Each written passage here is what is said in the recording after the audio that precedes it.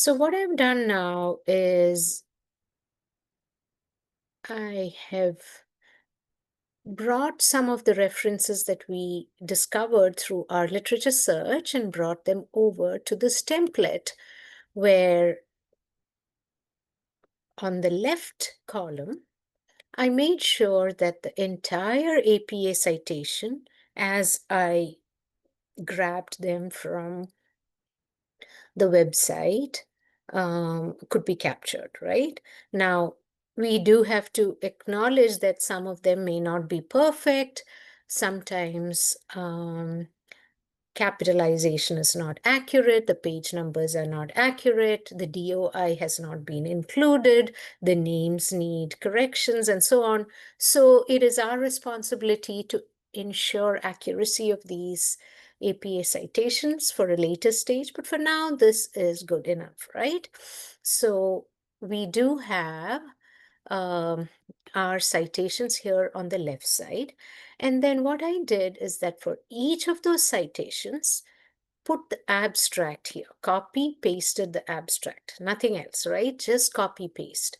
And that is pretty simple to do because if you click on any link, it goes to the journal page where the article was published, and the abstracts are all easily and publicly available, easily accessible because they are publicly available.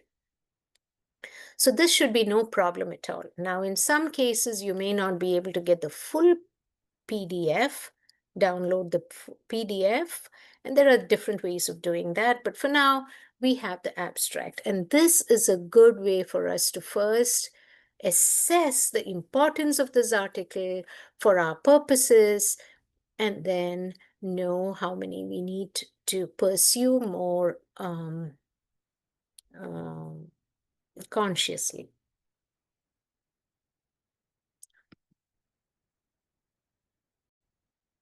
So we are going to read each of the abstracts carefully and identify what type of a research did they conduct.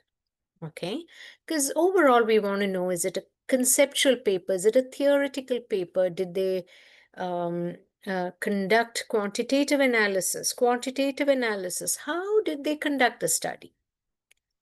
So for the very first House and Howell article, which is on personality and charismatic leadership, we see that they reviewed prior theory and empirical evidence relevant to personality characteristics that differentiate charismatic from non-charismatic leaders. So what we understand is that it is based on prior empirical evidence. So it is not a basic, it is not a study where they conducted primary data collection, right? But they relied on secondary data, that is, data that has already been published in the past, prior empirical evidence. So we can say that they relied on secondary data. And what was their secondary data? So here they say, we present a review of research relevant to 4 traits. So they differentiate between personalized and socialized charismatic leaders. Okay, so personalized and socialized charismatic leaders. So we now know that charismatic leadership can be looked in 2 different ways: personalized charismatic leaders and socialized charismatic leaders. And this paper offers some foundation for that. And what did they conclude? They concluded that personality traits of the need for power, power inhibition, Machiavellianism, authoritarianism, and so on are likely to differentiate personalized and socialized charismatic leaders. So basically, personalized and socialized charismatic leaders can be differentiated based on some personality traits. Okay. But what was the source of this study? The source is based on previous literature, right? It's a literature-based analysis. So we know that it is secondary data based on previous literature. And the finding is that personalized and socialized charismatic leaders can be differentiated. So by reading this abstract, we were able to take a good guess. Now, sometimes it does happen that you read the abstract and it does not fully indicate what is in the paper. Okay, that's not your fault. The abstract did not say that. But in this case, reading the abstract, we have a pretty good idea what the paper was about. Similarly, we want to go to each of those and look at identifying the papers. So Conger and Kanungo say in this abstract, on the basis of the current theories of charismatic leadership, several possible follower effects were disidentified. It is hypothesized that followers of charismatic leaders could be distinguished by their greater reverence, trust, and satisfaction with their leader. Okay, now I'm going to take a pause here. The moment I see hypothesized, it is indicating to me that it is a quantitative study. Okay, so I'm going to say, is it a quantitative study? And then read further to make sure that it is indeed so. So what is a hypothesis? That followers could be distinguished by all these characteristics. Okay, so I'm going to make a note of it is talking about follower characteristics or follower effects, right? Using the Conger-Kanungo charismatic leadership scale. Now, this is always something very important for us to grab as we are reading articles. Used Conger-Kanungo charismatic leadership scale. What does that indicate?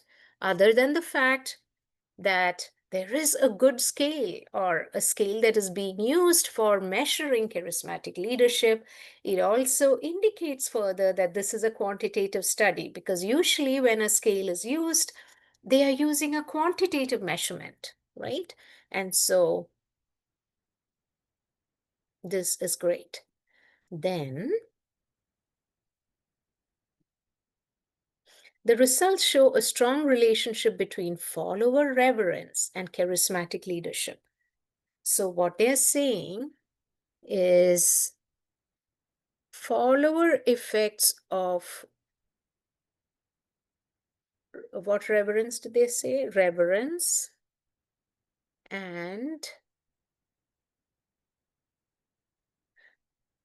this indicates charismatic leadership. That is the finding of the study, right? Follower trust and satisfaction are mediated through reverence. So for now, you don't know too much about how to understand what they mean when they say mediation, moderation, and so on. We will come to that in a later course. But for now, you do understand that it is a quantitative study. Basically, this is an empirical study, empirical quantitative study. Good? You were able to identify all of this. I like this idea of drawing a picture or drawing a schema to represent what the finding of the study was, or what the purpose of the study was even? What was the hypothesis? So they are saying that by looking at the followers and measuring their reverence, trust, satisfaction with the leader, you can say that charismatic leadership is being expressed by the leader. They are both related. There is a relationship between the two. There is a strong relationship between follower reverence and charismatic leadership. Okay. This is the level to which you need to understand right now. So then you go to the next one, banks and others, which is a meta-analytic review. Now, since this is there right in the title, you know that this is a meta-analysis. What is a meta-analysis? Meta-analysis is when they have used data from published quantitative studies. So again, it is secondary data, which is basically data from published quantitative studies, and they look at the entirety of that literature to see what are the findings. Okay. So if you read this, you will see that they are interested in the antecedents and outcomes of charismatic leadership. So these are important words. What is an antecedent? An antecedent means what is causing our construct of interest. In this case, it is charismatic leadership, right? What are antecedents of charismatic leadership? What are factors that are impacting charismatic leadership? What are factors that cause charismatic leadership? Obviously, in the social sciences, causation is harder to measure, but we can always hypothesize. So antecedents and outcomes. You will see that in the literature, antecedents and outcomes are very important to understand for any construct that you're looking at. Okay? Antecedents are what causes your construct of interest. Outcomes are because of your construct of interest, what effects are you going to see? Good. So any construct of interest, transformational leadership, inclusive leadership, toxic leadership, whatever it is, you want to understand what leads to it, antecedents, what leads to it, and because of it, what are the outcomes? Okay. So now in this particular study, they looked at 76 independent studies. And in those 76 studies, 36,031 individuals were part of that study, right, from those 76 studies. And they found that the big five traits and cognitive ability vary in their association with charismatic leadership. Okay, that's what they found from their meta-analysis. Let's see. Okay.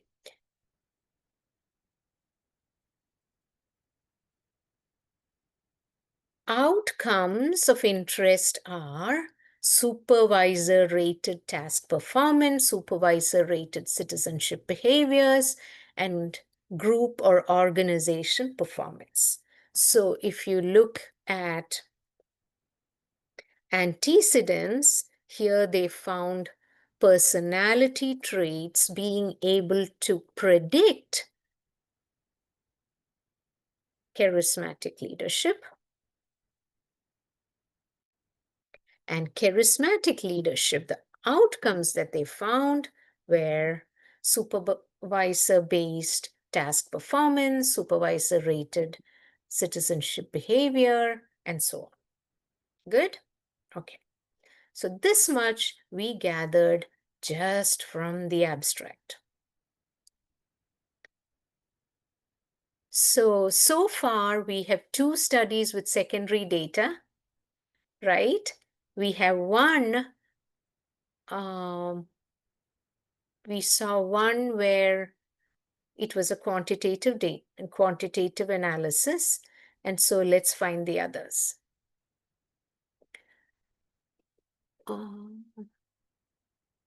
We did this.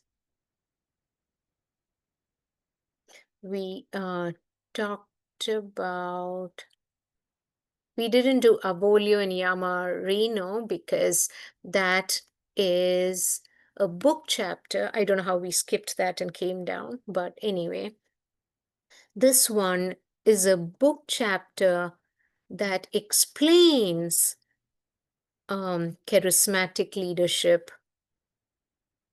and transformational leadership. So it's more like a review, or you can even say it is a conceptual explanation paper. Okay. All right. Howell, did we do this one? No. Howell and Shamir, the role of followers in the charismatic leadership process. Here, we present a theoretical analysis. So immediately you know it is a theoretical paper.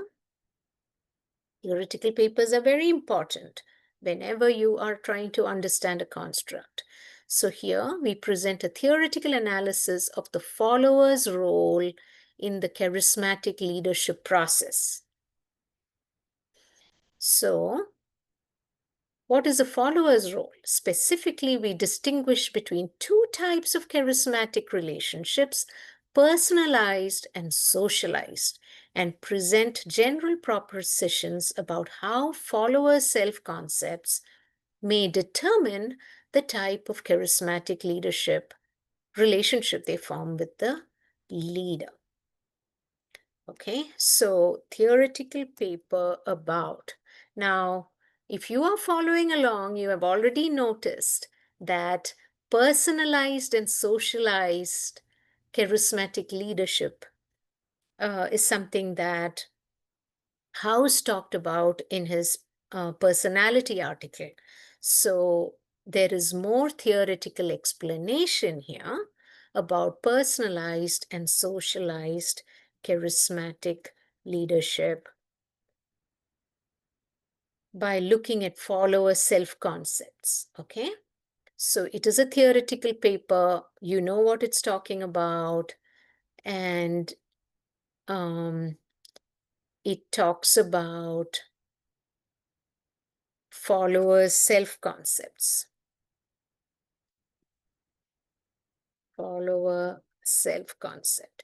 So at this stage, just by looking at the abstract, you are able to say that. Okay. Now, de-Groot is also a meta-analysis. We are not going to look more into that right now, but you can take a look later.